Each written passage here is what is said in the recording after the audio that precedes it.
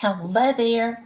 I am so glad that you're joining me tonight because y'all have had a chance to listen to this guest before. But it was the first time I had ever tried to record my own show. It was dramatic. It was terrible. Um, there we are.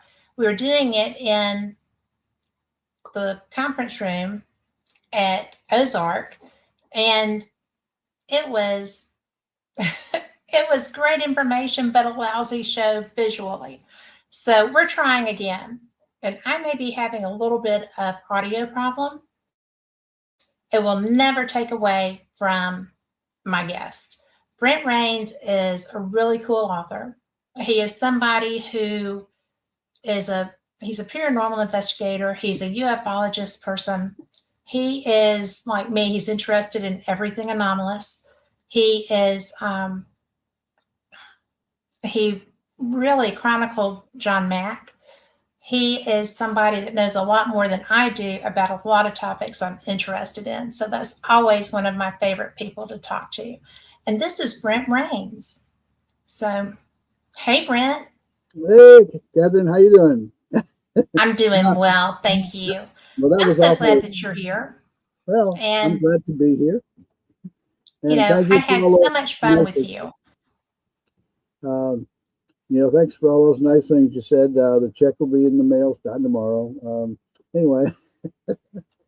Well, I am going to turn this up a little bit because for anyone listening that hasn't determined yet, I am having some audio trouble. And I may get a little bit of feedback. I'm trying very hard not to, but I have to turn Brent up so that we can actually have a conversation. So I'm just glad you're here because you know what? I have found that when we talk about sometimes really anomalous topics, equipment goes awry. And it doesn't happen very often, thank goodness. But before I could totally blame it on weirdness, that was just my inexperience with that. But now I've got a little bit more practice. So, but I am I'm really interested because we did talk about it some, but we didn't get into a lot of the information about why you're interested in these topics because they're really diverse and they're not mainstream. When I first started doing this, it was weird to everybody who knew me, and you've been doing this a lot longer than I have. Well, I just, when I started, as a teenager, age 14, I just read Flying Saucer Serious Business by Frank Edwards, who was a noted writer, radio personality. And he wrote Flying Saucer Serious Business. And that book was really, we just come off of the 1966 wave of sightings. And there was a lot of activity in the media at that time. And then with his book, police officers and airline pilots and people, even an astronomer, observing these things. And, I had an interest before that, but at that point, it compelled me by January of 67 to get involved myself, to start reading more literature and clipping things out of the newspaper that I could find. I'd even, go to a library or the, in Augusta, Maine, the Daily Kennebec Journal, there at the Capitol. And a friend and I, another teenage buddy, we would go to this room where they had a microfiche and got to talking to the reporters. And one of them eventually wrote up 2 articles in the newspaper about what we were doing, But, we'd check out go back to 1947 when it all began, and there was a lot of things in the paper and other periods of time like 1909, 1910, the airship wave and so on. So that's how I got started. I was just really, really intrigued. I didn't know how long it would last, but it's next January. It will be 60 years. A little while. And just ongoing. And I know my friend Greg Little talks about his deep interest in Native American Indian mounds. He's now just come out with a 900-page uh, third edition, which keeps getting bigger with each one. It's available on Amazon, of course, and Native American Indian Mounds Earthworks. We've been on a number of uh, um, visits to different sites with him and his wife Laura. And he says when he started out, he all he knew about Indian mounds, he could have put on the back of a postage stamp. So I think that's a little exaggerated, but I could use that, I guess, because I really didn't know what I was doing, what it was about. And then it was later on, it was just coming to read, some of the other researchers who blended a lot of this material together. They went beyond the usual, mainstream nuts and bolts ET theory and started looking at all the different psychic elements. And of course, Jacques Vallée, the French scientist, who's written quite a number of books and been heavily involved, and Keel and Vallée, both boots on the ground people. And I even, was kind of impressed with some of Brad Steiger's investigative work, and even corresponded with him. And he wrote some articles for my magazine, and wrote an introduction to my first book, Visitors from Hidden Realms, back in 2004. And so I've got a little whistle here. I got a new upper plate here. Well, I'll tell you, there's much better than not having it. So, yeah. But anyway, that's how I kind of got started early on, and it's just been something that I've kind of wondered sometimes. How is it that I got into this and have spent all this time, and still, I know just a few years before Keel's passing, he wrote me and said that, that he, I guess felt kind of disappointed because he really, he had a theory, but he said that I can't prove it. It's kind of up in the air. And, he says it's the answer. If we ever get it, will be way, way off in the distance still. So anyway, but yeah, I, got intrigued with and followed really their example of getting out in the field myself. I wanted to, in fact, I consulted with Keel, how I should approach it and so on. And I saved up money, and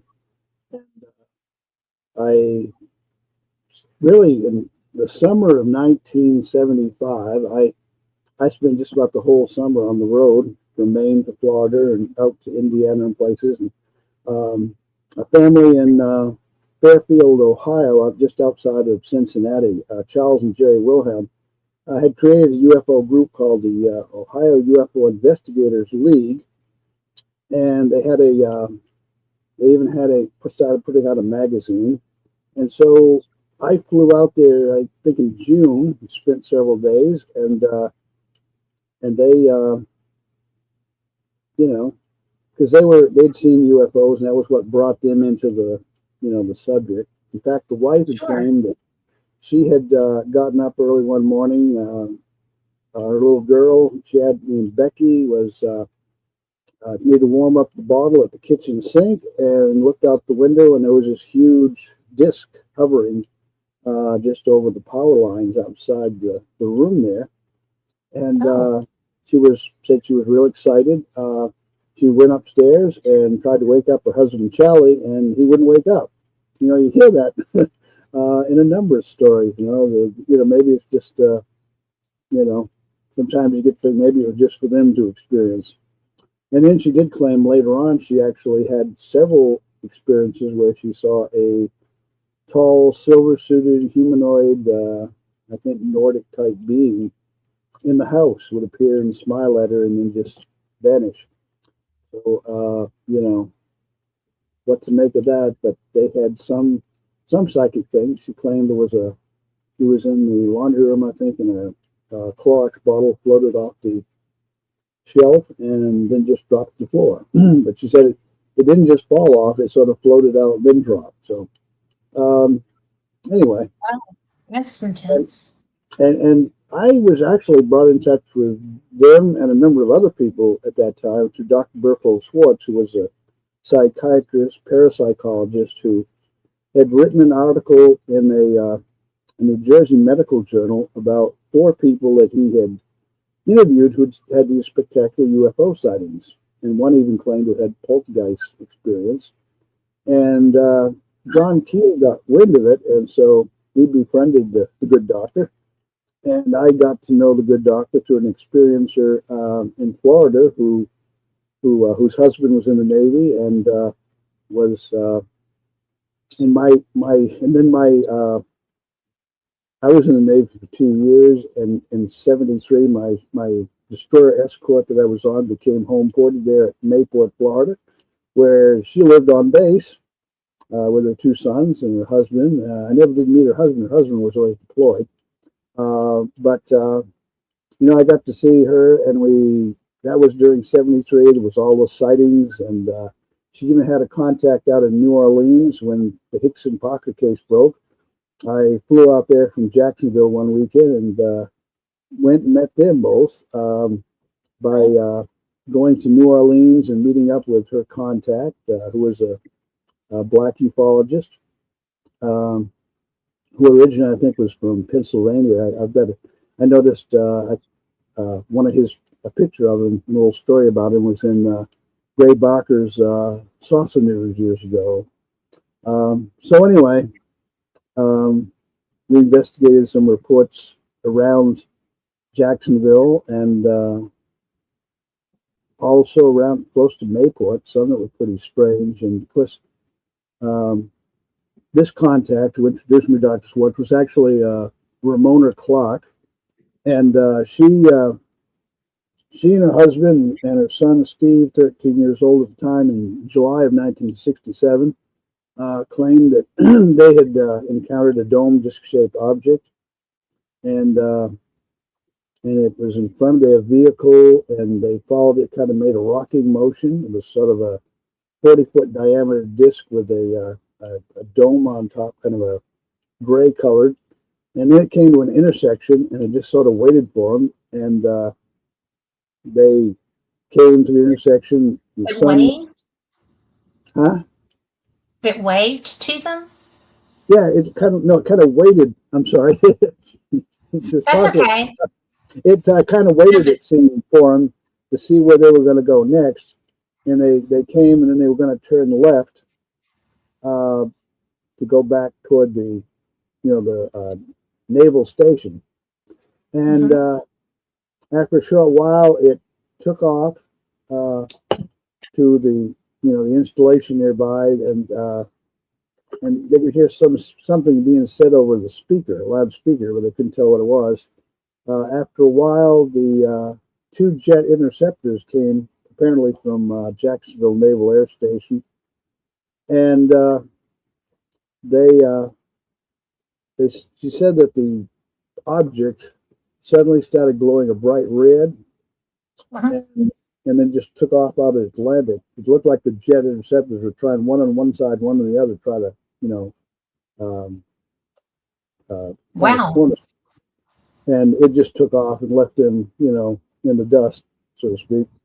But afterwards, she had poltergeist activity within 3 or 4 days, and there was eventually it ended up being around 3 o'clock, always around 3 o'clock in the morning. Might have been balls of light or a being standing, next to the bed, and she would say, the Lord's Prayer or something to try to break the spell. She'd be like in a paralyzed state. And at one point, it was just leaning right over her face to face. At first, it was like it took on the appearance of an ex-husband, and that she had years ago. So a demon. And well, whatever it was. I'm sorry. That was too good to pass up. I'm sorry. But she did.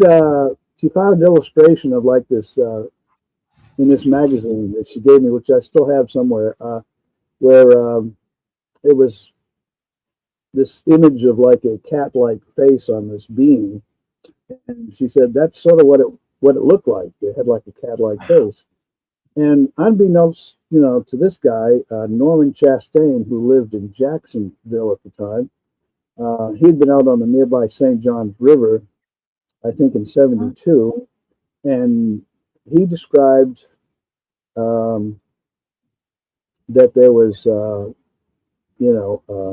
an encounter he had with the UFO while he was out fishing one night, and he got over this place called Blunt Island, and then the tide went out, and he got stuck there for a while, and next thing he knew, there was a being with a cat-like face that approached him, and there was a flash of light, and he fell over, and he was paralyzed, and all he could do was lay there, and he provided a artistic illustration done of what it looked like to him.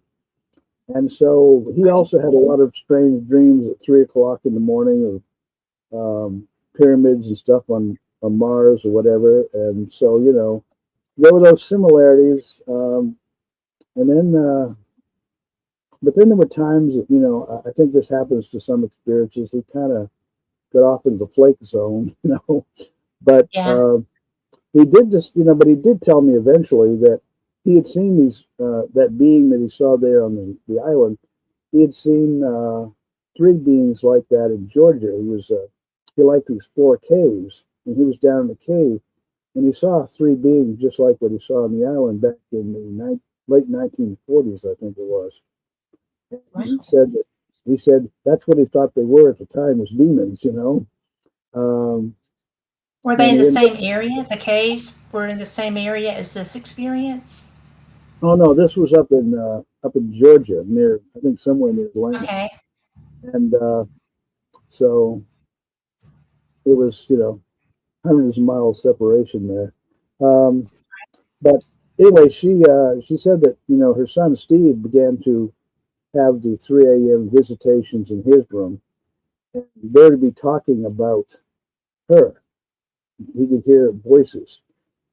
Uh, he got very scared and came into her room and wanted to sleep, with her, and told her what was happening. She said she hadn't said anything to her son about what she was experiencing. But anyway, she wrote to John Keel and for advice on how to tell him what was occurring and not to freak him out. Just something that might might be therapeutic, comforting, or something, to reassure him that everything was going to be all right. Um, and so anyway, uh, and Well, that really, I mean, it doesn't sound like something that would make you, even with John Keel, okay? It just mhm. seems like you wouldn't be reassured just off the hoof like that. Yeah, that's so radical. And it's so radical even in that time period when Well, people were having. I know that Keel had written an article, and I don't know if it was before then or not, but called "Bedroom Invaders," where a lot of people Mhm. who experienced or claimed to have seen, um, you know, figures, maybe shadow people or whatever, soon after experience something appearing in their bedroom and such. So I think the idea too maybe was to reassure him that he wasn't the only one to undergo this experience, and in the end he would be okay, uh, like Yeah. everybody else that had experienced it. But anyway, and then later, Ramona went to Brooksville, Florida, which is on the other side of Florida, on the Gulf side, and it had been known to have a lot of UFO and Bigfoot activity at the time. And Didn't know about the Bigfoot activity. yeah, Joanne Whitnore for like Saucer Scoop magazine, she began writing a lot of material with uh, Brad Steiger back at that time, and see, in 1969, I was on the board of directors to represent the state of Maine, which is where I was born and raised. And Brad Steiger was the public relations director. And I hadn't really connected with him at that time, but I was familiar with him because of his books and so on, and magazine articles. And he and Joanne started writing, and in those articles, it told about like the John Reeves case in March of 1965, the man who claimed that he was out walking outside his home and he encountered what he later thought was a robot, a humanoid being that had a little box like thing, and it put it up in front of him, and it flashed a bright light, and he thought maybe his picture was taken. And then the being got in a flying disc and took off in the air. And when I visited him, uh, while I was in the Navy and in the area, I got to sit down and talk with him, and there were people that were just stopping by and walking around his property. He had built a replica of the flying saucer, which is sort of, I think, up on a hill behind his house. And then he had these little globes that were on like little posts to represent the different planets that he apparently later claimed that he was taken aboard a UFO and flown up into through the solar system. So that was something that was quite entertaining. And then but there was also a lot of Bigfoot activity in Brooksville and the surrounding areas. And so Ramona teamed up with another investigator, and they were going on a lot of field work there. And I went over, and they took me to this ranch where they had seen Bigfoot themselves. The ranch family claimed they were having a lot of experiences, and this investigator working with Ramona was named Dwayne. And he said that he went out in the driveway one night, and a big disc with large rectangular windows flew over his head. And as we were going there, Ramona says, "Now this section of road right here, 2-lane country road, that a ball of light had landed in front of her car and then leaped back up into the air." And so, and I had told Ramona, I says, because I think she expressed that she felt like at least the Bigfoot thing was more physical than the UFO thing. It was going to be different, but she had decided at one point, nah, it's the same old thing. and it was all mixed in, Brent. Yeah, I think she started leaning more and more on the religious interpretation of it, but I had gone to. I'm not even sure how this turned out all these years later, but there was a guy in Long Island who told me there was some people down in Somerset, New Jersey, just about, I guess, about an hour or so outside of Manhattan. And it was a weird area, but they had Bigfoot going on there. They had witnesses, and there was a local doctor, but he was ready to travel somewhere, even to Maine, if he could. I mean, I had contact with him, but they didn't want him involved because they felt that he would shoot it, and got it. And they called it Cousin It. So they wanted me to go to interview the people. They were trying to save Cousin It. I could see that. I would try to save Cousin It. Yeah. So I talked to several people. One guy claimed that he was walking down the road. This was about 2 months before I got there, and he heard footsteps behind him. He turned around with his flashlight, and he was face to face with the Bigfoot. And he said, next thing he knew, there was this high frequency noise and a little ball of light, a little very small ball of light. Apparently, this sound was emitting. And he said he was frozen at that point. He couldn't move, and the Bigfoot appeared to be frozen. After a while, the light and the sound turned off, and the Bigfoot turned around and went the other way, and he continued on his way home in the dark because this was at night, and I don't know. Wandered on. Yeah, I just wanted, and I know in Flintville, Tennessee, which is about, I don't know, about 70 miles east of me here. I'm in Waynesboro, Tennessee, South Central, and I would go over there, and back around 1976, there were three houses in a row on this lane, country out in the country, and everybody in each of those houses had a story to tell. And this one guy told me that anytime the Bigfoot was around, there were these balls of light just over the treetops, moving around, and that came to the attention of the National Enquirer back at the time. Because one of the houses, there was a young boy standing in the open doorway, I think about 4 years old, and the creature reached for him, and the family member pulled the child inside. And whether it was going to try to kidnap him or just, reach out to him, pet him on the shoulder or something. But anyway, it made a sensational story for the Enquirer. But when I went there was actually a guy that later wrote up an article about his visit.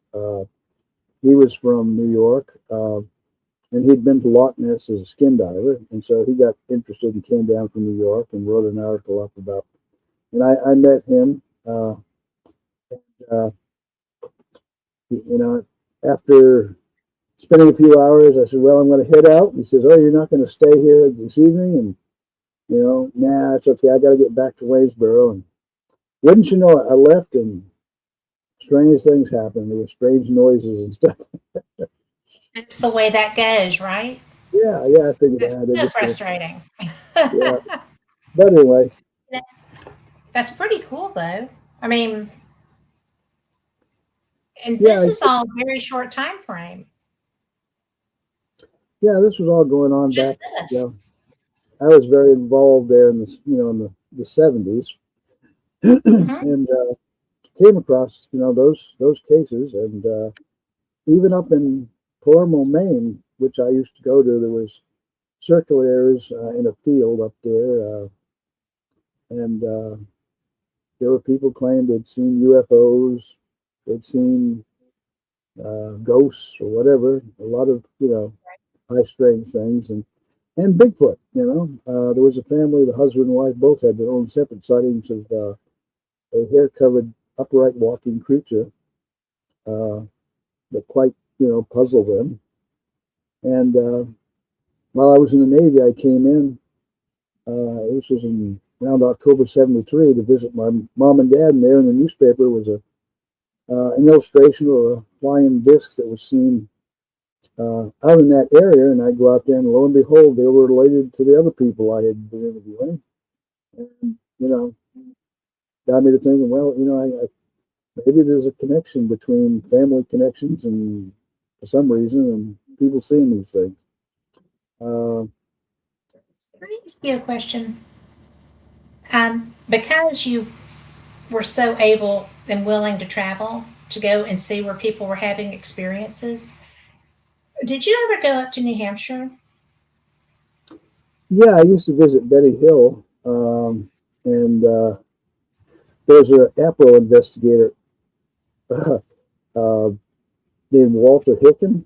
Um, I had read that there was a sighting around Keene, New Hampshire in January 1969. And, as I say, I was a teenager. I didn't have my driver's license. So my dad and mom, we got in this, I guess, I can't remember, I think it was a Saab. And later he had a Volvo. And I don't know how we, other than just maybe going around and asking locals, where people seen UFO. And we found this place, identified what we'd been told was the residence of these people, but it was late, so there was a pond with a little parking area below this hill, and so we decided in the morning we'll drive up there. So we slept in the car, and in the morning drove up, and I had my little pad of paper, and pencil, pen, and there was a young girl named Mary Ann who was outside with one of her younger, siblings, and so got out, identified who I was, where I was interested, and I heard they had a UFO, and she said, "Yeah, we saw it was a strange light, and we have some horses, and the horses seem to be disturbed by its presence, and Well, essentially that was it. we Yeah. traveled a good distance, but I wrote up a little report, and I think I took a picture of the area, and then that was. Then I learned about this Walter Hicken from the Aerial Phenomena Research Organization who handled reports, and so yeah, that was pretty cool. Got to write him, and then later we came back to Keene, and I got to visit with him, and he was telling me some stories, and then eventually he came over to. Him and one of his investigators came and spent some time over in you know, in Maine and visited us and came to the house. And I contacted one of those newspaper reporters I had met when going through the microfiche at the Daily Kennebec Journal Investor. And he came and did a story on how he gave a little talk in our living room on UFOs and had some other people who were locals who had seen things. So yeah, it was that was my early beginnings, and I Well, it's probably quite traumatic, though. I so mean, at 17, it's crazy. yeah, it was. Let's see, I started out at 14, and then it was. Let's see, I'm not sure how old I was at the time that he came to visit. It wasn't too long afterwards, maybe Okay. 16, 17. But they checked out some of our local stories and so on. But anyway, of course, there's been a lot of water on the bridge since then. But I, I don't know. Well, but it's really interesting to me because it's such a neat thing to be involved from that age up.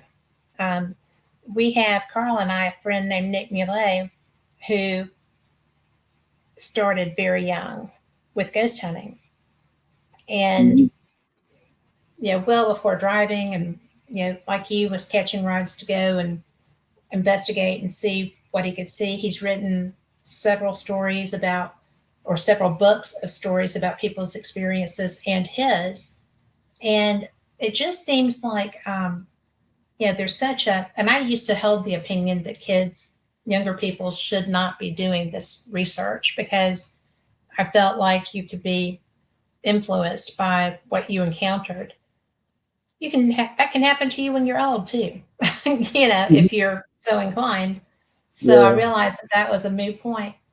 But you know, it's interesting because I never felt like I had something happen around me that was a negative thing when I was investigating young. Did you? Did you ever feel like you were endangered by what you were looking into? No, I hadn't really. But I know that there are some people. It's a very positive experience. Some of it's very, very negative. So either it's the intelligence or the presence or the energy that because it seems like a lot of times uh, the phenomena almost seems, as Keel said, reflective. Like um, it kind of reads you and knows about your beliefs and your interests, and maybe shows you sometimes what you are prone to, process, how you're prone to process something. Maybe if you think it's um, George Adamski's buddies from Venus, and that's what you'll experience. And if you think they're demons, maybe that's what you'll experience. And maybe it's psychotherapeutic in their minds to expose you to, I don't know.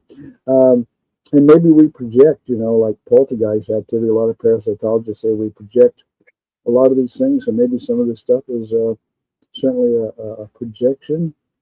I think it's certainly more complicated than a lot of mainstreamers realize, and Yes.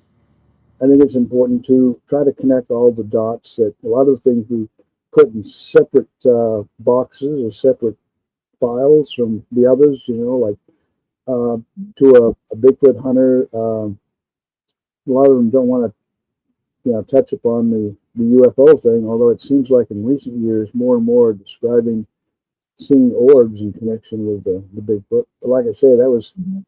back in 76, 77, I was coming across kind of like an orb type phenomenon associated with some of the Bigfoot things. Maybe they just weren't noticing it back then because their mindset was set against trying to connect it with other things that were probably not connected. If someone said it's like if you have a what's believed to be a haunted house and a light appears in and around it, it's the spirit. Then if it's a place where a UFO has been seen and when that happens, they'll say, oh, it's a little probe or orb from monitoring us, from a UFO. And I know I wrote someone one time from Duke University and I expressed my interest in UFOs, and they said, oh, well, that's a separate subject. So that ended that conversation. Yeah. But thank goodness there are people like D. Scott Rogo and Jeffrey Mishlove who have, worked in the psychological, parapsychological community, and Dr. Berthold Schwartz. And I was when I worked with the Dr. Individual Foundation for Research into Extraterrestrial and Extraordinary Experiences, there was people I made friends with there, like Bob Davis. He's a PhD neuroscientist. And of course, you got people like Gary Nolan, works at Stanford, and does all these different analysis on things, supposedly fragments from UFOs, or studies other technical areas of the experience. And interestingly, so many of these people coming out of the woodwork are also experiencers themselves. Gary Nolan, was as a child experiencer. Jacques Vallée, when he was about 16 over in France, saw a UFO with his mother. I mean, so Alio Sprinkler, Coral Lorenzen, all of them, before they became researchers, they were experiencers too, And so anyway, where were we? Oh yeah. Well, I thought I might mention about a case that I thought was quite interesting. I need to follow it up even more, but I don't know if you're familiar with it, Anthony Peake over in Anthony England. Peake, I am. Yeah. Oh, okay. I do know him. Well, I think I was one of the first ones to interview him for an American magazine. He was trying to get over here for a number of years, and finally, he's now kind of a regular on the Contact in the Desert circuit out in California. He is, yeah. But when I first contacted him, it was near-death experiences, and I was really impressed by how he brought so much material together, and studied all these different things about the brain, physics, and so on that need to be brought to the table. And we were, in fact, I ought to send you a link to my first interview with him. He was talking. Oh, I would love to see that. Yeah, how long ago was that? That was when his first book had come out on near-death experiences, and I think he's had about a dozen new ones since then. I think he's at the point where he says he's not going to write anymore, but we'll see. But yeah, he has some real interesting ideas. The daemon, the hidden self, or whatever. And he got talking about how the daemon, this inner knowing that he said it was in the interview, the first interview, he said it's in the right hemisphere of the brain. And I told him about the John Keel story in the Mothman Prophecies, where this lady on Long Island, who was an experiencer, and he claimed that he had hypnotized her, and this voice came through her, this alien presence, and predicted some airplane crashes that came true. And he got excited and he says, "Yeah, Brent, that's the daemon. That's this hidden inner self. Sometimes it comes through the brain, bright brain, and he said that's very serious. He says, in fact, I remember Keel. He says when Operation Trojan, of course, came out, which was in 1970. Me and some of my hippie friends over in Liverpool, we just love that book. So if you ever contact Keel again, tell him that which I never did get to do that, but tell him that Well, he I'd visit love to get you. to see him again. He But was really, he's so smart and he's so interesting. And I mean, he's a I, deep dive into so many yeah, things. And yeah, I was real honored when he invited me on to his uh, consciousness hour just before my book on John Keel came out. Um, and he wrote another one called The Hidden Universe, which deals with a lot of the mhm, UFO type archetypes or yes. appearances. So, yeah, I think we need a lot of people like that delve deeply into all of these different elements that often get overlooked. The psychic elements, the paranormal. That's a whole landscape. In fact, I think it was I have a question. I think it was 2016 that he introduced me to a gentleman who was a Croatian, Croatian Canadian music inventor. In fact, he said he's a modern Tesla. you know, Nikola Oh, Tesla, and yes. he's now That's Swiss based, but he's been creating inventions that help a lot of people using sound waves and electrical fields. And when he was very young, he had an NDE at age 6, out of body. He drowned, but they revived him on this beach. And then at 17, he had an experience in Canada where he was helping with a rock band, and they were having a concert, and the doggone amplifier went out on him. A fuse blew, and so they didn't have time to run to town and get a new fuse. So this gentleman was trying to be real creative, and he asked a friend if he could give him a piece of uh, a film tinfoil from a cigarette packaging. He was going to roll it up and stick it where the fuse went. And then he was going to take another thing and insert it, and he got this bright flash. People were mortified because it threw him across the stage in the air. But what happened to him was that it was like these little flashes, and you saw like the stars, like there was thousands of stars, and they took the shape of a human figure, and wow. and he was changed after that. He A few weeks later, he had this came upon this entity that he called he, she, it because he couldn't tell male or female or what it was. But eventually it identified itself as Kalaman. And it gave him lots of information. And he said, well, how am I ever going to prove that any of this is real? People are going to say I'm having hallucinations. And it's told him, I will give you proof. And so because he's a friend of Anthony, I when I found out about this, just right Mhm. after we met, I got his contact information. I wrote him myself. I even talked with him, did a Skype interview with him. And I mean, he's experienced all kinds of out of body experiences, deja vu experiences, out of body, and UFOs. Uh, yeah, I made some notes. He also UFOs precognition. like experiencing them or abducted?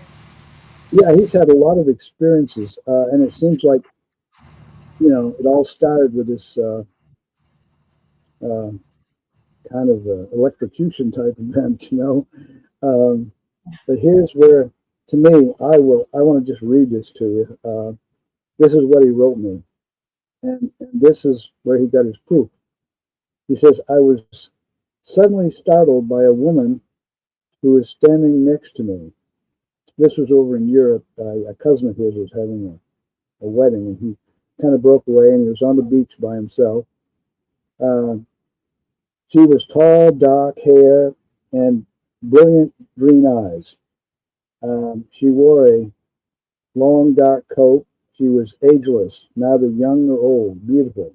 She took my right hand and placed an object in the upturned palm.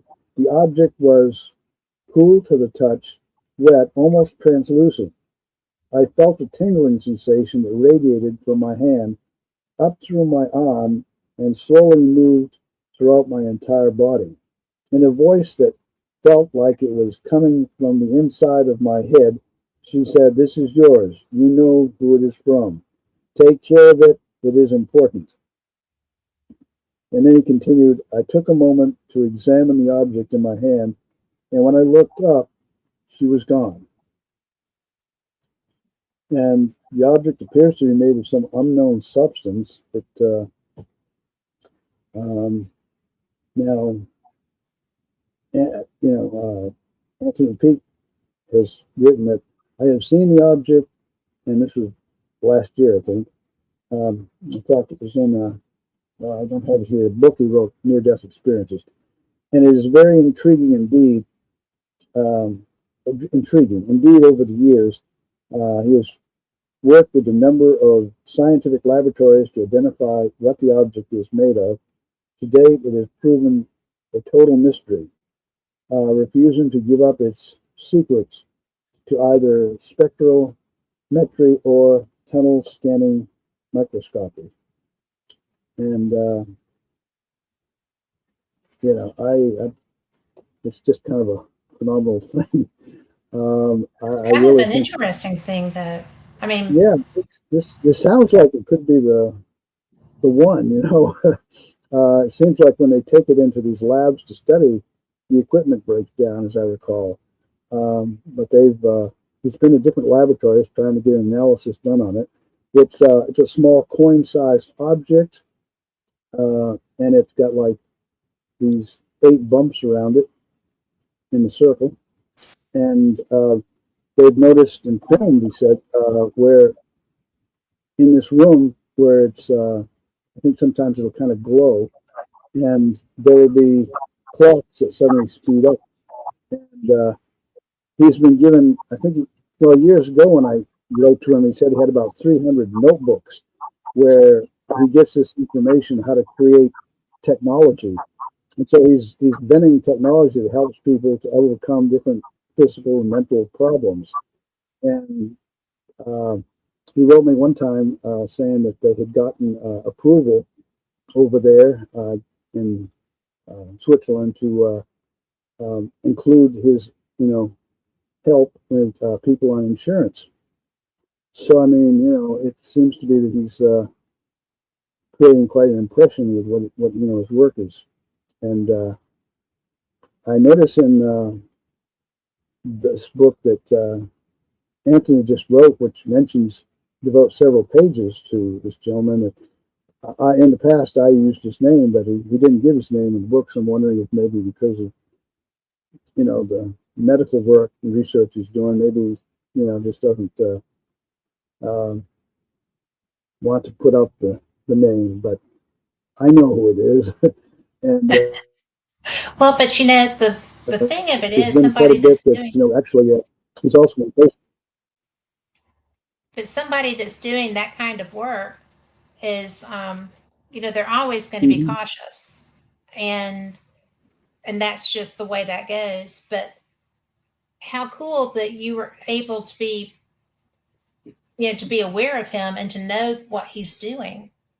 I mean, Yeah, if I hadn't been, interviewing Anthony again, I think the second or third time, I wouldn't have had that, that moment where he mentioned, well, he mentioned a number of things, but that one really caught my eye, and I asked him further, about if I could reach out to the gentleman and find out more. So I was grateful that and appreciated that he did that. And I mean, it's a heck of a story, and you wonder, and you have these stories about different people. I mean, Albert K. Bender, the UFO researcher in Canada back in the early 50s, the so-called apparitional men in black. Of course, he was, I just, he had an object that was given to him, and it was supposed to be connecting him with the MIB. And it was supposed to have some kind of energy, but that was a very negative, that was a very negative experience he had. Whereas this gentleman, his experience is very positive and is helping him do things that are, very helpful to a lot of people, it seems. So totally different scenario, but still, it's kind of interesting that some experiences do describe. And one of the reasons why, when I was working with Pretty there, the Dr. Edgar Mitchell group, that I got to create with Ray Hernandez's help, a special site, a survey for people who had actually seen some sort of technology or instruments. Um, I didn't really exactly find the kind of things I was looking for, but it was still interesting. There was a lot of things that people observed, the aliens handling doing medical procedures and things, syringes or objects that had certain vibrations to them or whatever. But anyhow, Well, I missed the very last part of that. So, and I apologize. I'm having some audio issues. But will you say the very last part again? uh, the survey that I helped, a special survey that we did to go ahead and get people's responses if they'd had an experience with a technology that the non-human aliens or whatever had introduced them to, maybe in a medical examination or something, to give us the details. So we had I think it was about 8 or 9 different points that we wanted them to answer. And we got over 100 while I was involved. And I don't think they ever did anything with it. I went ahead and copied all the responses from my own files that we got, Yeah.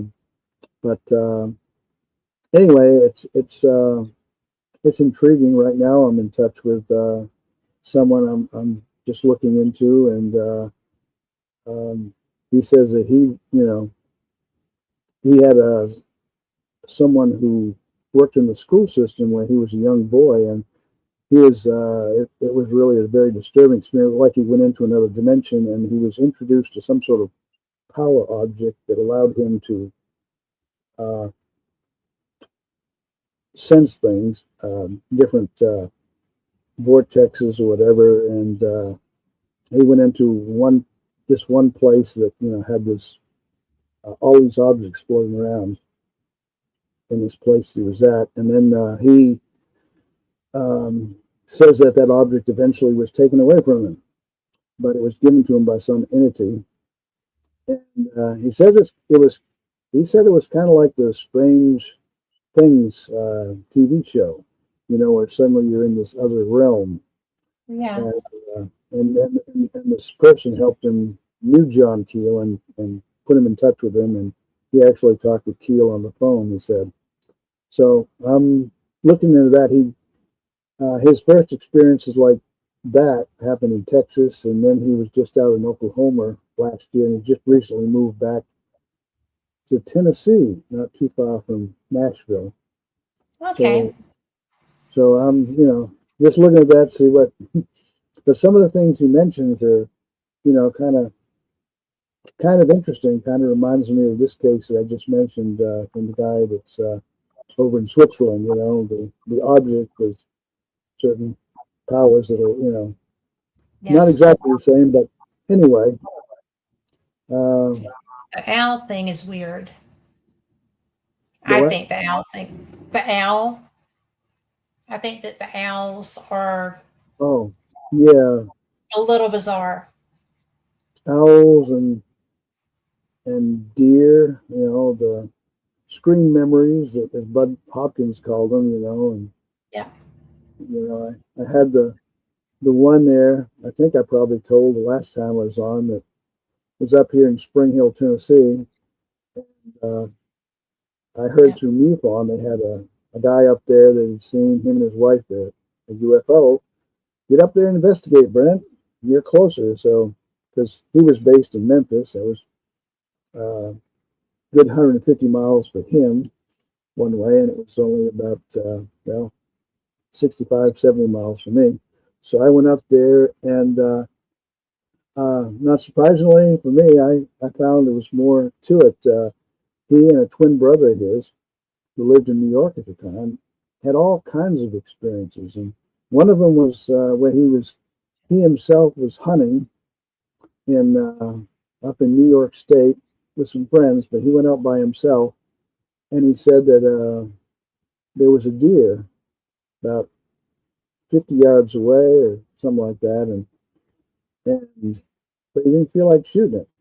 And then all of a sudden, it turned into a silver suited man, and he held up a silvery globe in his hand, and all of a sudden, the globe levitated out of the being's hand and then shot right up to his face. And then next thing he knew, he was picking himself up off the ground, and the deer, the being were all gone. Nothing there. But Yeah. I had just interviewed somebody, a country singer, stuntman up in Nashville. His story was back around 1976 out in Las Vegas, and it was already well known, investigated. But uh, his story was of a being up there outside of Las Vegas in the desert. He was looking for some place he'd been to years before, and I think he got lost. And then his car stopped, and he was trying to had the hood up, trying to figure out what's going on. And there's this object in the sky which he assumes is a blimp, no big deal. But then suddenly there's like a flash, and there's two humanoid beings, human-like beings. He didn't know for sure they weren't human. But one approached him and held out his left hand again, and he has this globe that expands a little bigger than it was in the beginning, hovers there, and there's these explosions of light on the surface of this spinning orb. And he gives them the message that this represented like nuclear technology going off, and that we need to be careful. Our carelessness with this technology could be very detrimental, not only to us but to them. Yeah. And then he has a series. And then he has these series of experiences that even Keel kind of like, I don't know, but it was very similar to some of these other elements. Like he is talking to a couple of people about what happened to him, and as he's talking, two men come in, and they happen to look very much like the guy he met in the desert, and they say they're from Sirius, like Dog Star Sirius. These beings, we're from, or they are from Sirius, and they're like, who was that? Because he gave this brief message and then took off, both of them. And so they run down the hallway and they get to the parking lot, and there's nothing. How could they have gone? And then they went to a place where he had been in a meeting with somebody, and he wanted to find, see if anybody was still there. This guy, the owner of the place, says nobody had been in there for years, and opened the door. Not a sign of any life there. And he says, "What is going on?" Definite high strangeness. Yeah, it was definitely high strange, and so I started researching. I found, there's a number of cases of objects, spherical objects in the left hand. I talked to a psychologist who said, well, we'll take a cell phone, put it on our left hand, and we'll click it with our right hand. So it's got nothing to do necessarily, Brent, with handedness. I said, yeah, but, there may be another aspect to this. I don't know. I mean, I know that there's a book that Dr. Schwartz told me to read, so I got a hold of it. It's the Encyclopedia of Psychic Science by Dr. Nanda Forder. And in that book, he described how many times psychic mediums who were right-handed would suddenly become left-handed while they were in a trance state. And they would, even the one that was investigated by a psychologist,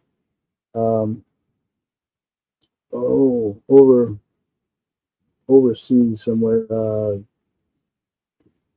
he called it the Martian language, and I think her last name was presented as Smith. she claimed that she was a psychic medium, and whenever she was in trance, this was like back in the 1890s, and Keel used to lament that, you know, there's been very little research done on this since then, but if she was pinched like on her right side from behind, she would react on her left side, and she would, you know, change her handedness doing things. And we even had a UFO contactee out in California, Brian Scott, God drove California back in the 70s, who was seen to go into a trance and do this automatic reading, and his skin changed. It was grayish like, and he was like in a deep trance. And the lady said that he was looking straight ahead at the wall while he was doing the drawing, and he was using his left hand instead of, you know, he's right-handed, yet he was using his left hand to do the drawing. And he did some pretty, you know, sophisticated looking drawings, you know, buildings and stuff, and floor plans, whatever, and whatever, technical That looking is things. so weird. I think that's weird. I think it's, I mean, if we can find things that correlate, you know, that give us some kind of insight or understanding and how certain brain functions work or whatever. I know that with Ramona, that I mentioned earlier down in Florida, when the poltergeist activity happened, she was hearing a male voice always on her left side calling her name. And Anthony Peake tells a story in one of his books about a gentleman who, for about 30 years, had been hearing a voice out of his left ear.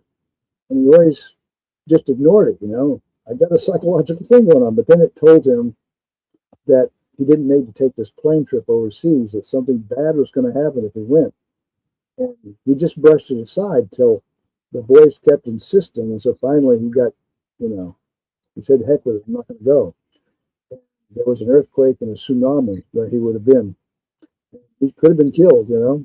And so then he started paying attention. And then the Arago, the surgeon of the rusty knife, which Dr. Andrew Hart was involved with, and John Fuller wrote the book, tells about this spirit that would, this Brazilian peasant would suddenly do these, you know, take a rusty knife and operate on people, and was successful. And, you know, and he said that he was the voice of this doctor who used to live years ago and he died, would speak in his left ear and tell him what to do, you know. Yeah. And so I just got to noticing it. I mean, it's patterns. What does it mean? I mean, I think that somehow it's, you know, these things could be related to the how they interact with us through, you know, paranormal means or whatever. So I'm always looking for anything that you know, like the 3 a.m. factor too. Even John Keel mentioned that aspect. That, and I noticed in DMT, the spirit molecule by psychologist Rick Strassman. Besides DMT, he talked about how around 3 o'clock in the morning, the brain goes through a change, and psychologists have even nicknamed it the what did they nickname it? The 3 a.m. wow, where suddenly you wake up at 3 a.m. and you get this great idea that popped into your head. Yes. Or And you you have, never write it down, and then it's gone when you get up in the morning. oh, well, Well, I in guess my that's case. true. But yeah, there's a lot of these 3 a.m. paranormal things too. And then, you know, But I will say that I started keeping a notebook beside my bed. This stuff started when I was um, probably a junior in high school. mhm. It continued. Um, there were times that I was in more of a self protection and survival mode coming through my young adulthood, but I always keep a notebook beside my bed because Well, I I've will got, wake up, mhm. and if I don't write it down, it's gone. Yeah, I've Some noticed. of them have been good ideas, but I think they're more suggestions. That aggravates me. I'll wake up and I'll think I'll remember this later, And then I Never. remember I had this dream, but I'm telling Joan, my wife, I'm saying, I had this dream and I knew at the time. I laid in bed and I said, I need to tell Joan this. It was clear in my head at the time, but now that I'm here with you a few hours later, and all I remember is I had a dream and I don't, and I was going to tell you, and I don't know what it was. So yeah, it's good to write stuff down.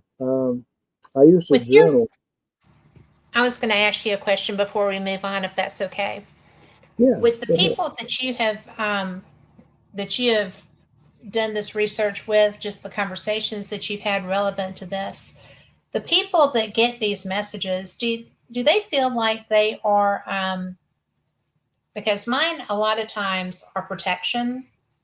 Like I will be not too far past that. I will be moving through life, and I will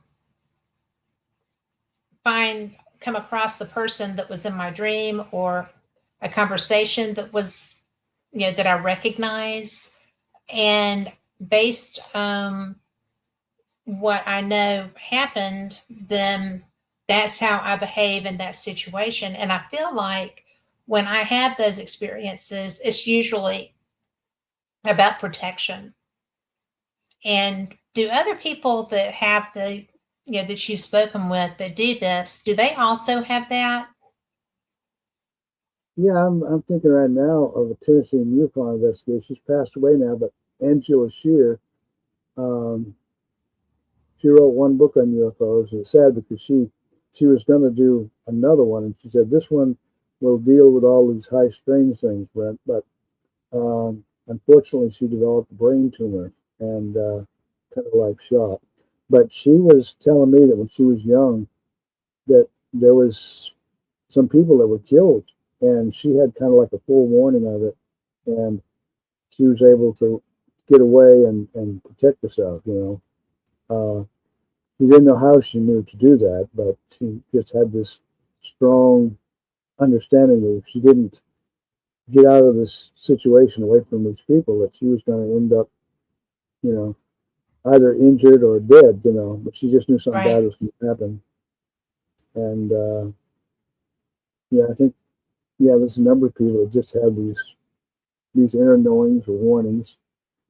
Um, I think I've had some things, and they weren't really bad things, but they were things that helped through my experience, um, and nothing like what a lot of other people experience, but they were enough to let me know that uh, other people have these experiences. So it gave me, I felt like a better understanding of some of the processes, like the Mm. synchronicity and the dream process and visions and whatever.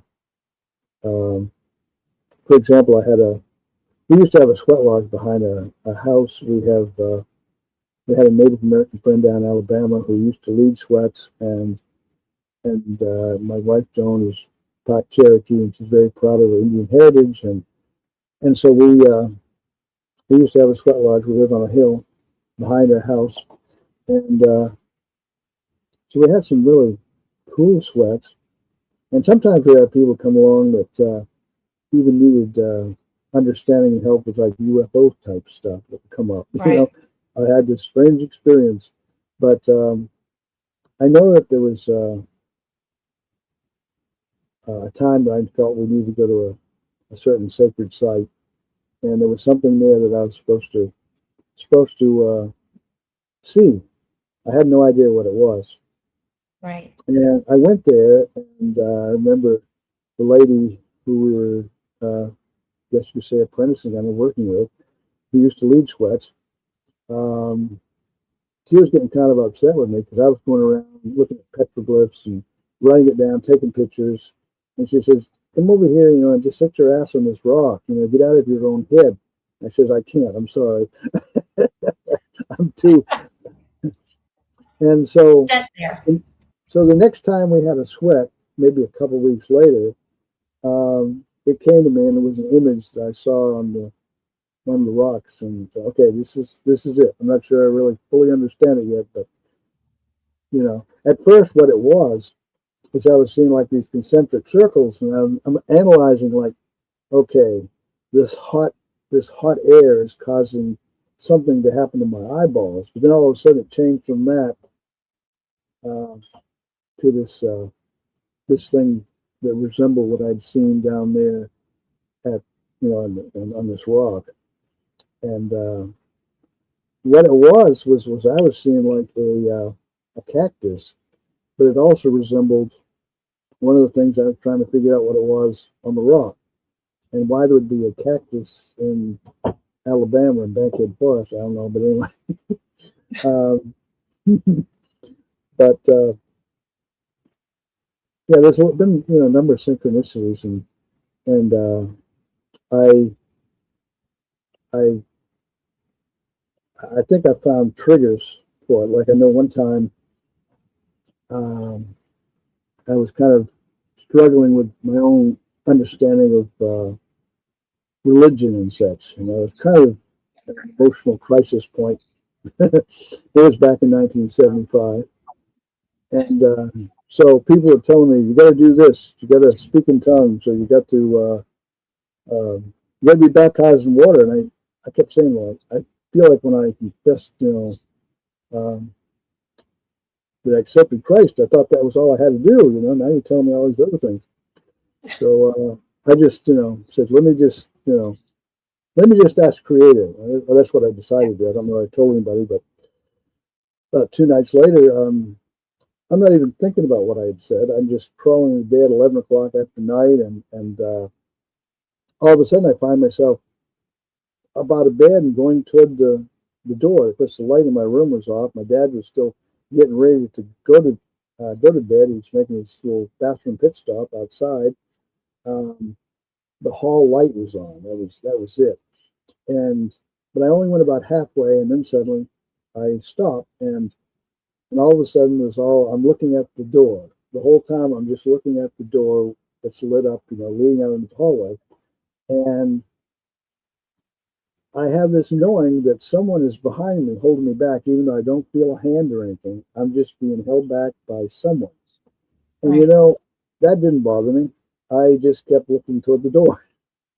And all of a sudden there were all these little tiny, round, marble-sized, little glowing, pulsating, white, clear balls of white light just swarming around. It looked like there were hundreds of them. And they Right. seemed to be forming like a four-legged white glowing animal at the base of the uh, uh, the door. And then just like that, unfortunately, I was kind of upset by this part. Suddenly, I'm back in bed. I'm in the bed. I didn't remember walking back, and I'm just laying in Right. my bed, looking up at the ceiling, like, okay, what was that all about?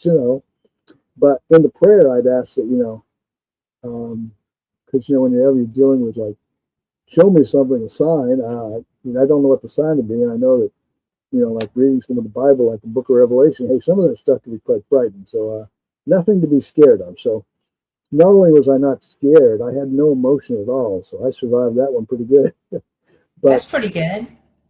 but then years later, never figuring out exactly other than just energy, spirit energy, and it's in all of life form, even four-legged animals, is in my mind kind of went over time. Uh, but then 2019, um, so prayer is one thing that worked as a trigger, and then I remember hearing about Carl Jung's meditation on what you call active imagination, and so I decided to start that process one night, and I was trying to relax and just visualize things and not be real analytical, just see what forms, let it go, and eventually I fall asleep and I wake up something like 2 o'clock in the morning. And I had this dream that I was back in that room in Maine. Now I didn't plan to go to that room in Maine, but that's where I ended up at. And there were people around, and they were kind of, I don't know, they kind of bothered me. I called them inspectors for some reason. And right about where I think I would have been in the dream where I was held back, there was my mother who was passed on. And I asked where Dad was. She said, "Oh, he's around." And so I went over. We hugged, and that would have been the place that I was stopped at in the room. Okay, um, and then it was over. Well, there's a lady up in Nashville who had her mother back around 1957 in Texas one night had a contact, alien contact, UFO being landed outside the house, and she tried to get understanding from her local pastor at the church, and I think recommended maybe see a psychologist. Those things aren't real or whatever. And anyway, since then she developed psychically, became a member of the Edgar Casey organization. She had two daughters, and they both live in Nashville. And so I've been, learning things from them. But what started it was uh, this woman that I've been in touch with, interested in UFOs, uh, wrote me that she had a very unusual dream. It was about me. Can I share it with you? And of course, So anyway, in her dream, which ended up being the night before that I woke up on this day, but then I thought, well, the night before would have been when I was planning to do this, and I started it the night before, it was into the morning, the next morning. But anyway, her dream, not knowing about what happened to me, uh, I was at this place. She was there, and her mother, who is the contactee, who is no longer alive either. So this is her mother. Mine was my mother. And Right. I come with a group of people. Maybe you could consider them inspectors because we were in a vehicle, a van, as TV repair people, of all things. And she says that, that her mother was talking to me, Right. telling me that everything was going to be all right, and that not only everything in particular about my wife who has COPD, and I've been kind of worrying about that at that point around that time. And so I'm thinking maybe, I guess that might have been it. And also, she knew me in some way, even though we'd never met on the physical plane. I'm not sure. Karmic understanding, I think, is what her daughter told me. But I just thought that was really interesting. About a month later, this other lady contacted me that I had previously met, her and her son and her husband. They had all kinds of weird experiences, ghosts, UFOs, the drill. And then she wrote and says, Brent, I just had this strange experience, and I woke up. I think she said she woke up from a dream and had a sunburn when she woke up. Are you interested? I said, yeah, let's talk this evening. So I called her up, and hers was that there were these group of people. They were all kind of kneeling down around her, low to the floor. There was glass windows around her, and her mother approaches her. Her mother, who had been dead for a number of years, and says, "You don't need to be alone at this time," and comes up to her and hugs her. This was back around late uh, 2018, and then I noticed after that too that a number of times, the lady in Nashville would tell me something that related to something I was researching. She suddenly, like I was researching people who see like orbs, and uh, and then what happened was, it sounds like we get some feedback. Anyway, she suddenly saw one in her bedroom, a small object, never had anything like it before, and there was another sighting she had that kind of sounded like something I was also researching at the time. And then one day, my wife and I were headed to a nearby town about 30 miles away, do some shopping or something, a doctor's appointment, whatever. And there was an eagle on the ground to the right of the car, scratching the ground in the field. We hadn't seen an eagle in years. And I get home later, and on Facebook, this friend up in Nashville posts that she had just seen something she hadn't seen the whole time she'd lived at this house in Nashville. it was four eagles together, like in a cross type thing, right directly over the house, spinning around the circle. Oh my word. And that reminded me of an Indian medicine man that I had promised that he'd send me a copy of his book about a year before, and that we would go ahead and do an interview. And his visions concerned eagles, you know, together, like two here and then two there, which would be kind of like their cross type thing, spinning around and making a humming sound and then turning into UFOs. And he had this several times. The medicine man told him, "You're going to have a contact experience with the star people."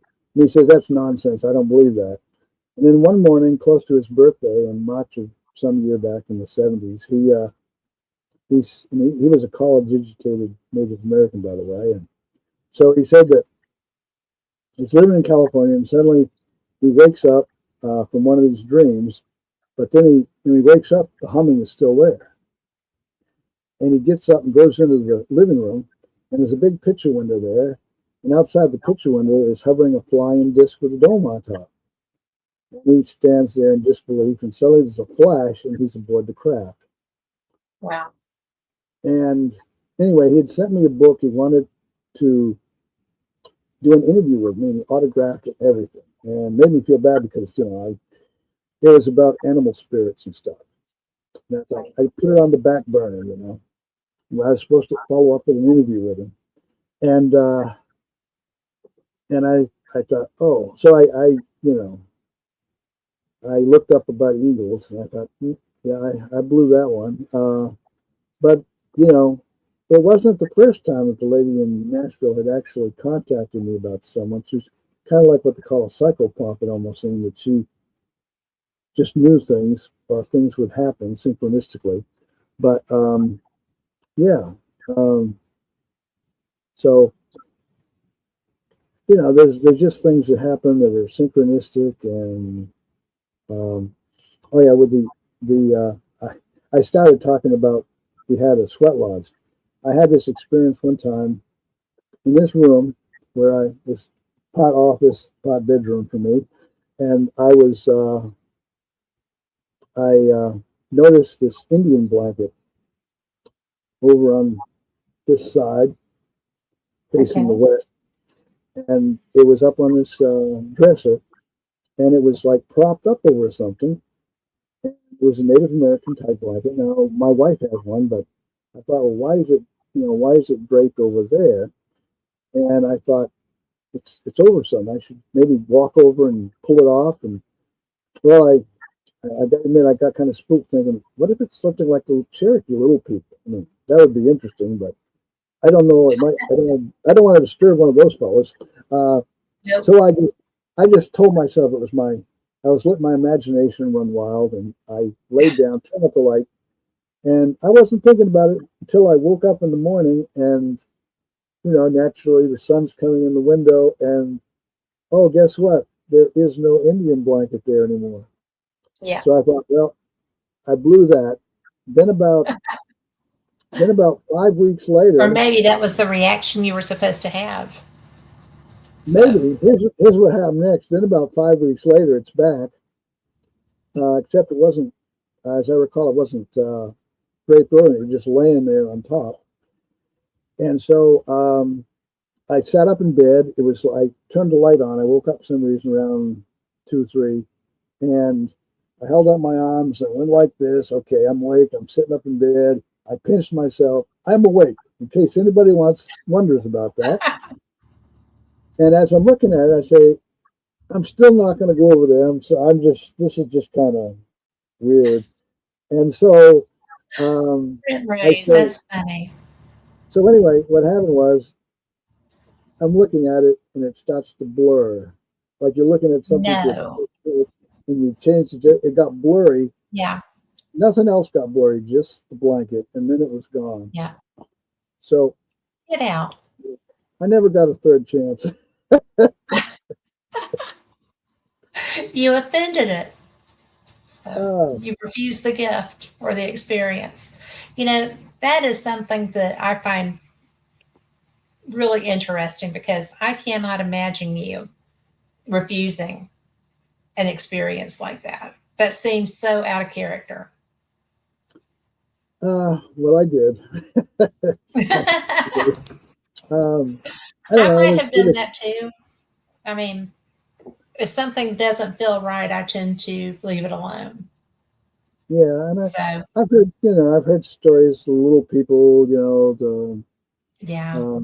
they're sometimes they, you gotta treat them the right way, or you might get in trouble. And I thought, but I realized I kept telling myself, Brent, you're just freaking yourself out. I mean, it wasn't like the experience in '75 where I had no, I was perfectly fine with it.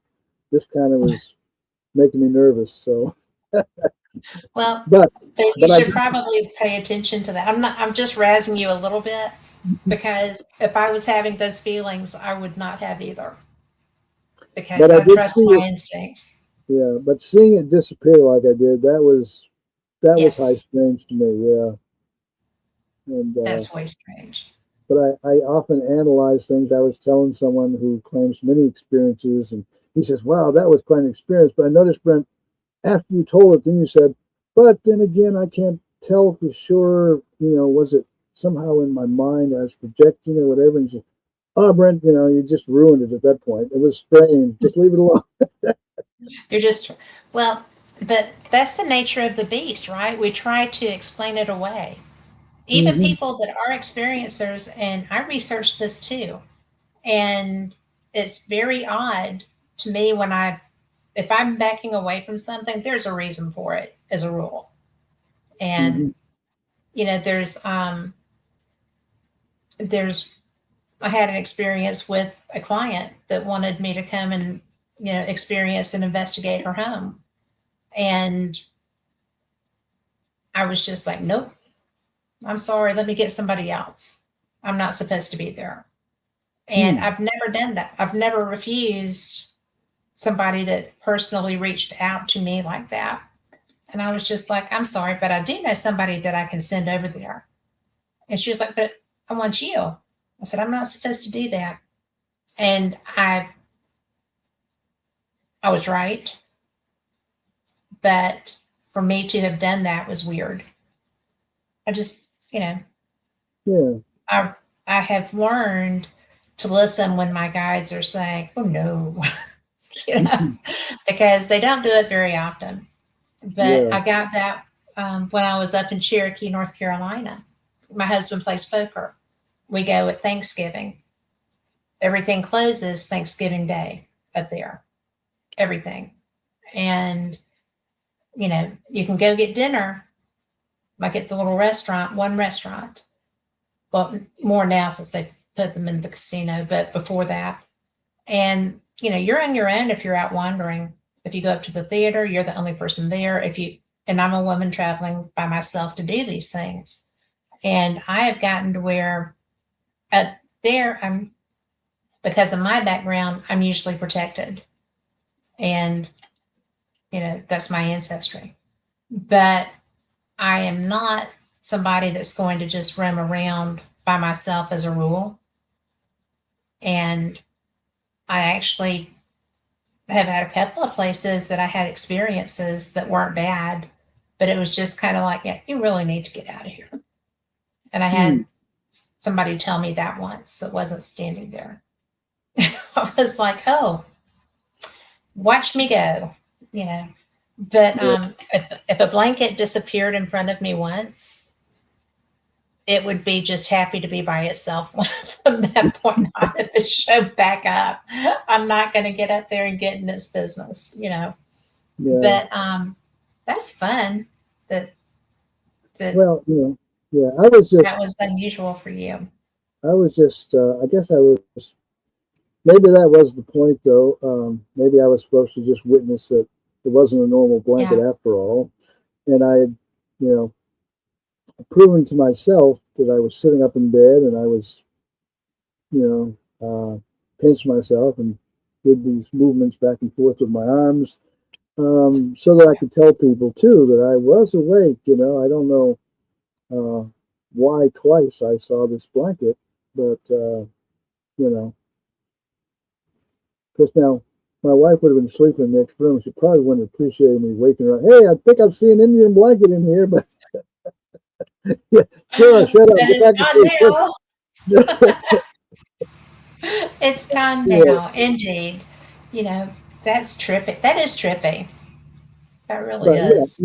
whatever it was, whether it was visionary or physical, I can't say. But I mean, it falls in line with what other people describe, happens. And so I'm not a major experiencer, but and when I got in the field, I always said I'm just an investigator. I've not had any experiences. Now I got Yeah. some I can bring out, and but I thought later, like when I was a young kid, I had this recurrent dream, and it was really disturbing to me. I would go into the dining room, and over by where the phone is, there was a place, that went into the wall where the phone would sit, and below it was a little table. And it seemed like it was underneath the table, this thing would lash out at me, and it kept repeating itself over and over, and it swallowed me, and I would be going down this long tunnel, and I could barely move. All I could do was just slide down this tunnel, and it seemed like one night that's all I did all night long, sliding down this tunnel. It was a horrible feeling Wow. because I didn't know if I'd ever get out.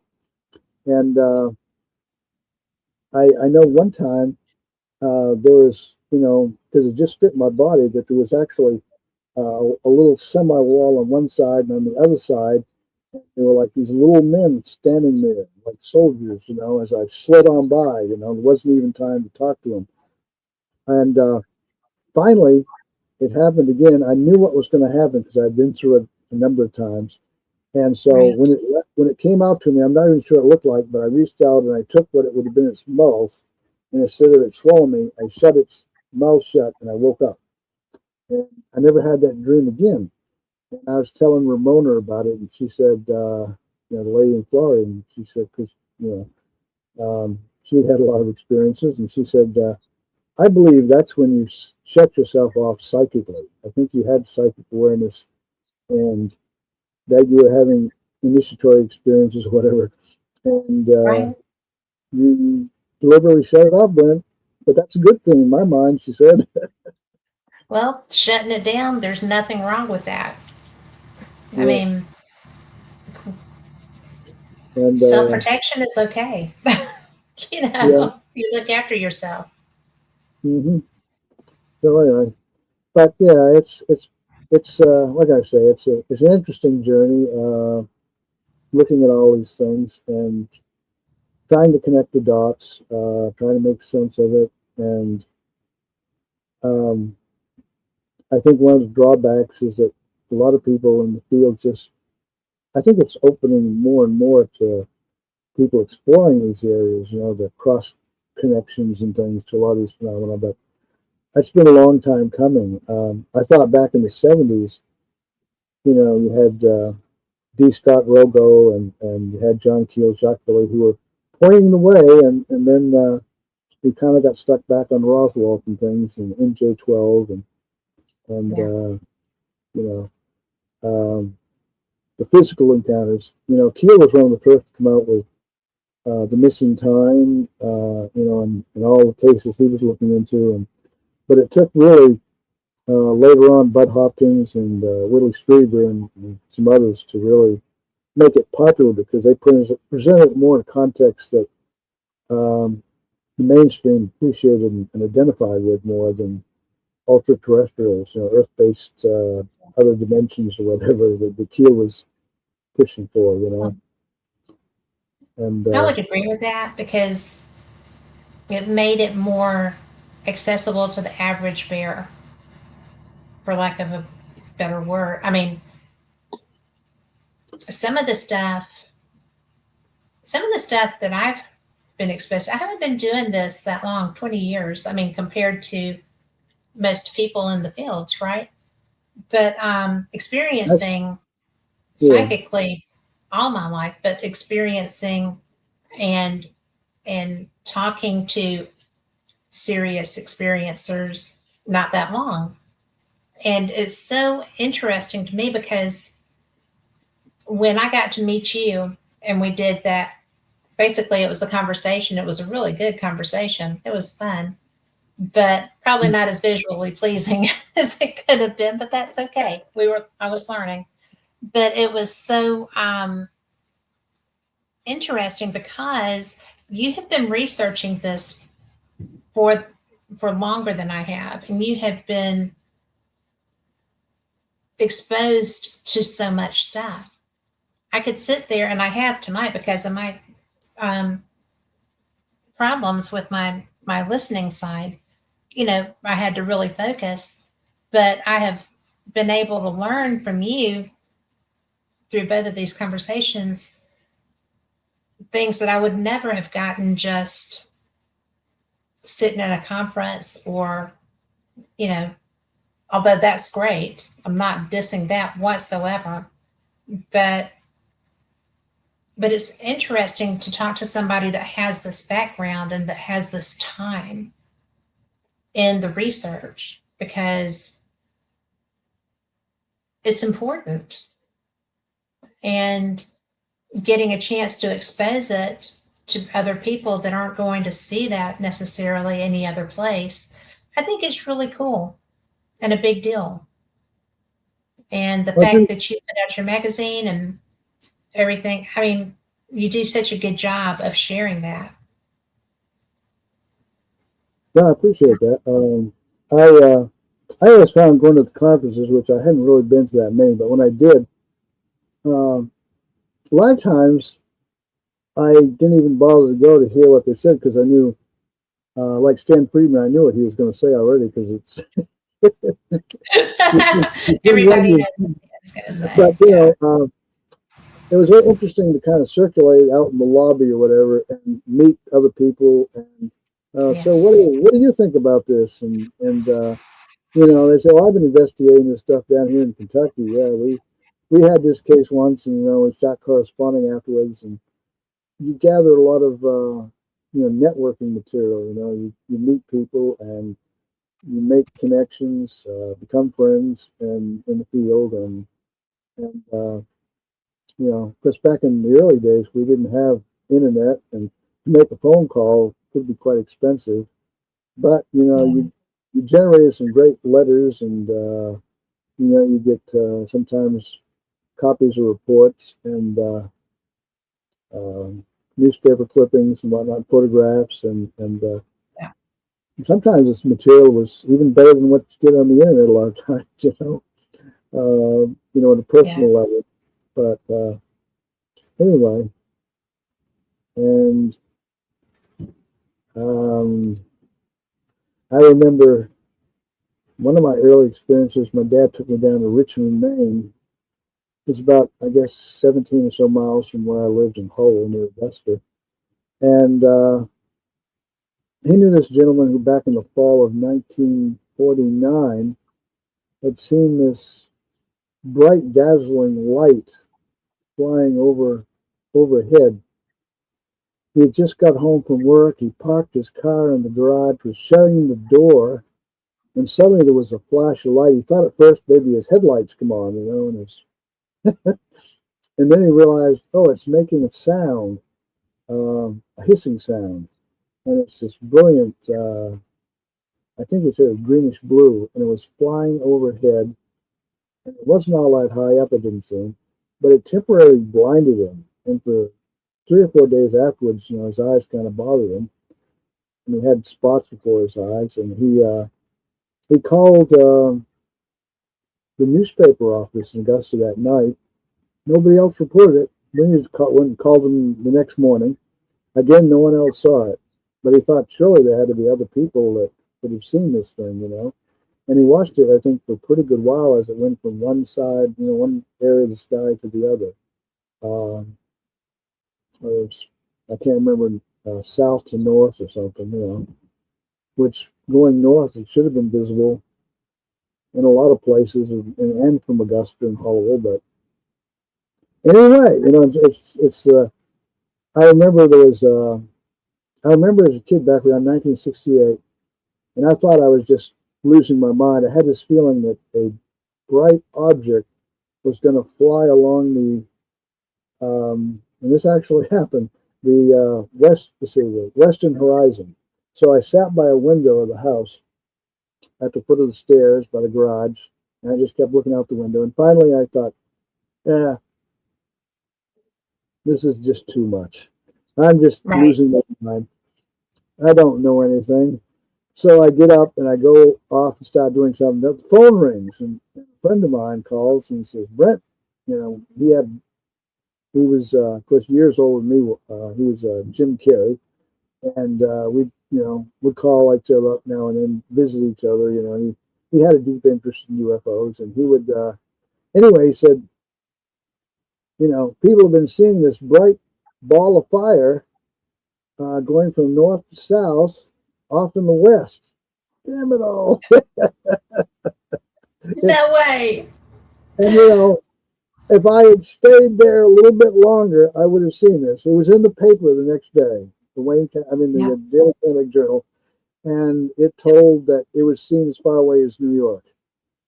Um, I assume it was just a fireball, but for some reason I was picking up on this. It seemed like, Yeah. because of my interest in UFOs and astronomy and whatever's out there, and Yeah. so I, you know, I kind of chalked it up. I never made much. I hardly ever mentioned it, but I mean, it just seemed like that was a pretty wild coincidence, to say the least. Indeed. Yeah.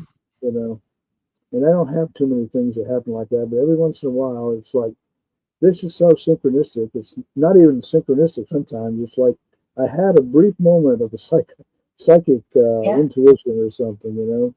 There was one time I was visiting these people back. This was back around '77, and they reported what they thought might have been Bigfoot and all these ghostly things happening in this cabin in the woods that they lived in. And I was down there one evening, and I remember this lady saying that she was seeing like a gypsy woman's head in the middle of the table. And so I said, "Well, if we go out here in this open field at about 11:10, there'll be a UFO waiting."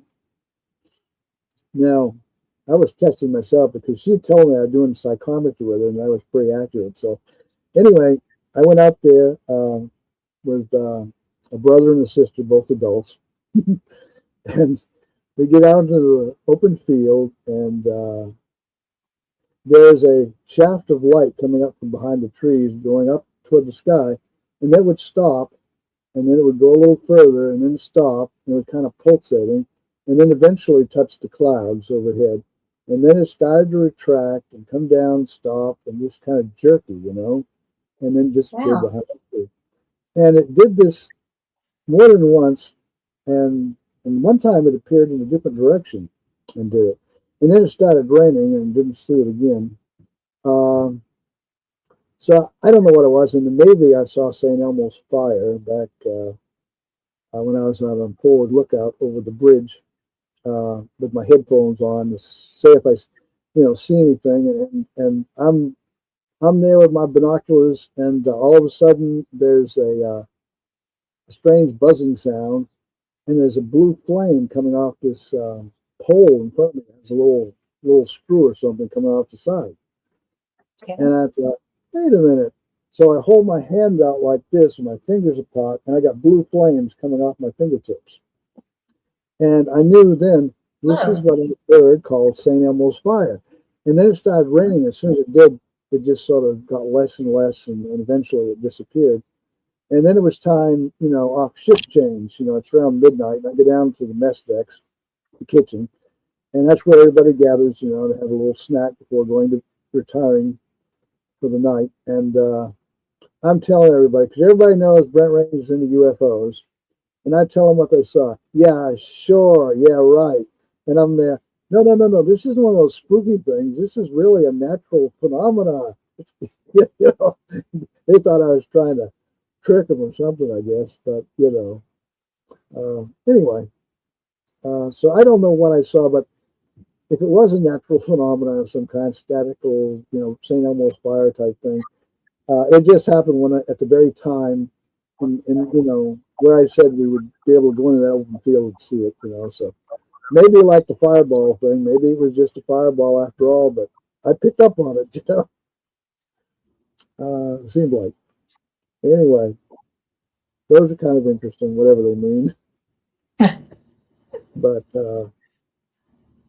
I don't know. I don't know if you had any idea what we were going to talk about tonight. I should have maybe presented more more specific cases, but anyway. Well, actually, this is what I missed out when we were talking the first time, was getting all of the experiences and getting the history and just learning more about you. Because when we were in Arkansas, you had a book out, and that's what, when Holly approached me, that's what she was like, well, we want to talk, to talk about the book, to promote the book. And I was just like, I've never done a show like this before, but we'll sure try it, And she was so fantastic that, you went with me on that journey, and it was, oh my goodness. But, that was what I What? wanted to do tonight, was to have the chance to hear you share you, and even though nothing is working appropriately for me tonight, it's probably a little bit more of that high strangeness, which annoys me beyond sometimes. But it's really cool to be able to just hear you and to understand some more about your background and what kind of things you do. I was really lucky. I could call Stan Friedman my friend. I don't know why he liked me. He liked me. And the first time I ever talked to him, I had left a message for him, and he called me back, and I answered on my watch back in the day when nobody did that. But, and I was chagrined because I had to call him back. And when I got him back, I was just like, this is why I had to call you back. I was Dick Tracying you. And you knew him. What is this Dick Tracying you're speaking of? It's like, my watch. I'm on my watch. I was on my watch. I had to call you back on a real phone. And, and then from that point on, he was my friend, because I was embarrassed. He got over it. I got over it. He thought it was funny. But, when you get a chance to talk to people that have been in this field for a long time, like you, it's such a gift, because there's a lot of people that are newcomers that don't really necessarily know all of the background. And I think it's really important. And I don't know why the both times that we have interviewed, there have been glitches, some of them pretty strong the first time. But I think it's because sometimes spirit, and I have spirits, but sometimes spirits are interested too. And sometimes I find that if it's a really interesting conversation, either ghosts or ETs or just general mayhem at my house, sometimes it's just they get involved too. So, and that's happened. I know that we had we used to do the ghost box, a radio, Yes. a radio from Radio Shack, and fix it where it goes on continuous scan. And supposedly the voices will speak to the white noise periodically. And I did an interview. Oh, should I say it was Rich Hoffman? Okay, I did. Anyway, I did an interview with a telephone with Rich. And see, at the time I'd been introduced to him years earlier in the 70s up in Ohio, where he lived in Dayton, Ohio back then. And Charles Wilhelm introduced me to him as Richard Hoffman. But after the interview, people noticed the unusual static and thought, gee, it's almost like a spirit contact thing, like ghost box. My daughter, she said that. She said, let's set it up and do a ghost box and see what we get. I said, no, I got to go to work in the morning. It's getting late. But she talked me into it. I got the thing out. I got the speaker set up and stereo speaker, and got my my recorder, a little miniature recorder, and we did it. And we went on a few minutes, and I said, "Okay, can anybody say Richard Hoffman?" And this voice said, "Rich Hoffman." And so I Yes. played it for him, and he says, "Interesting." He says, "But he'd been involved in some kind of ghost activity years ago with a group." He said, "But it sounds like you're actually talking to someone." And so I explained about the EVP process that we were trying to do, and then we did it again, my daughter and I, and it happened again. And but what made this special though was that I had always known him as Richard Hoffman, and Yeah. I said, Richard, I said, Richard, what happened here though that the full name, your full name didn't come out all the way. It just said Rich Hoffman, and he said, well, Rich Charlie Wilhelm introduced you to always introduced me as Richard, but really all my friends and everybody just call me Rich. I said, Yeah. oh, so then I did it again with my daughter, and I remember on the audio she said, "Oh, that gives me chill bumps." Uh, Yeah.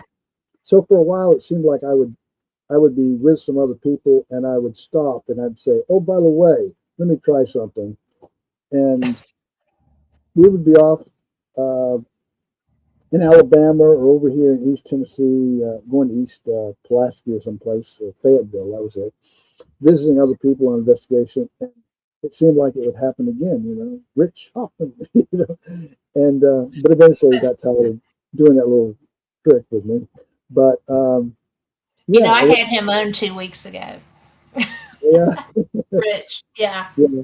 I don't know that he really likes me to talk about that story that much, but anyway, it happened. I played it years ago after that happened when he was That's still the that's youth cool of though. me, and they were this guy played it over a loudspeaker and everybody in the audience could hear it. And someone said, "We can do that for you, Rich." And I don't think he really wants to stick with the UFO like he is now. And Yeah. you know, but yeah, that happened. Some people might say it was pareidolia, but yeah, it was.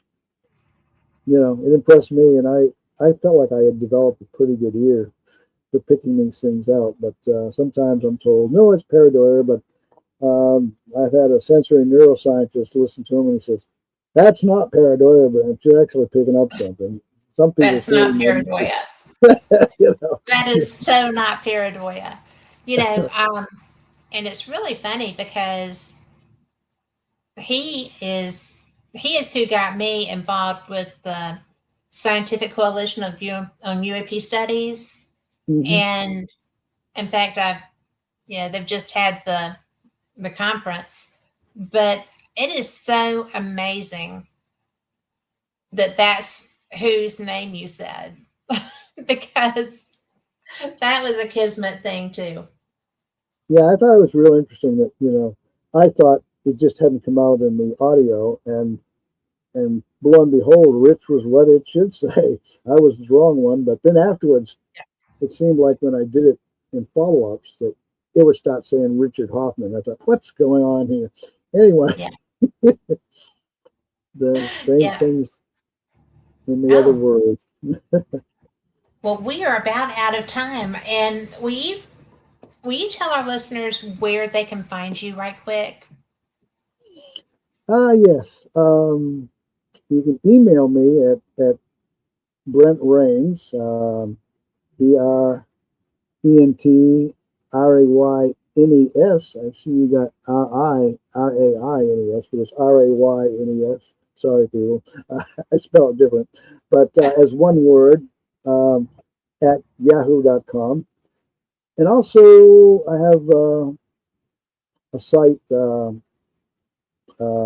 I post each month's online magazine, Alternate Perceptions, at www.apmagazine.info.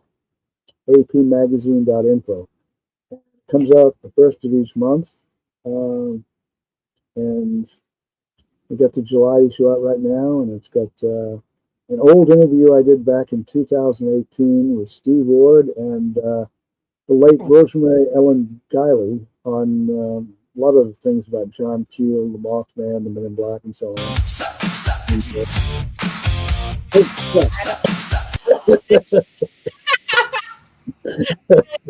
Three major glitches on my computer while we've been doing this. So I was like, I don't recognize that music. I thought maybe it was time for the show to end, and this was the signing off. Well, I have enjoyed you so much. Thank you for being here. Well, thank you for inviting me again. This is our fourth time. Third time I thought was a charm, but anyway, thank you for the invitation. We'll do it a third time.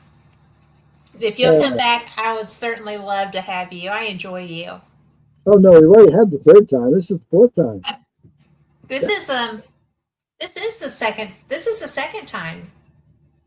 Well, we did the one time in Arkansas, and then we did it soon afterwards, and then we did it a third time, and this is the fourth time. Surprise! That's what I remember. It has just been one of those days. I apologize, but you know, maybe one or two of those interviews were forgettable. I'm sorry. I'm trying to save that first one. Maybe I just tried to make that first one hide. So, but I just love that you come back. I really do. You're so awesome. So, well, thank you very much. I got to remember to say that you know, that check. So for saying all those nice things. But anyway. By the way, I got a friend up in Maine, Nomar Slavic, and he's going to start writing articles for Fate magazine. He's got a number of cool books out. Wonderful. And he would probably make a great guest sometime. I will reach out to get his contact information from you. Alrighty. He's got a lot of cool stories, and he's just sent 2 articles into Fate magazine, and he let me have a look at them. They're pretty cool, awesome. I'll mention one of them where I helped investigate the Francis Swan case in LA, Maine. You know, the lady who was a contactee who back then the CIA invited to Washington D.C. and supposedly I got that wrong. She wasn't invited that I know of actually, there was a military guy who started writing messages when he visited her, automatic writing from a space being called Alpha, and was told supposedly that there was a UFO outside, and if they went to the windows, they'd see it. Supposedly they did. And supposedly there was something that happened with radar that was peculiar in the area. But you know, I interviewed her, and some of her family was there, her husband and daughter and granddaughter. When I visited a couple of times, and I met this guy from the Navy who brought her the attention of other people, because he really thought, you know, she was sincere and interesting, and that, you know, the government needed to look into her story, investigate. So he was responsible for shedding light on her experiences. So anyway, I want to talk to you about this when we go off, but we've got to be done in like 30 seconds. All right. So everybody listening, you'll have to catch me when I talk to her so that you can find out more about this story. And we will see y'all next week. Same cat time, same cat channel, better audio. So y'all have a great night. Be blessed.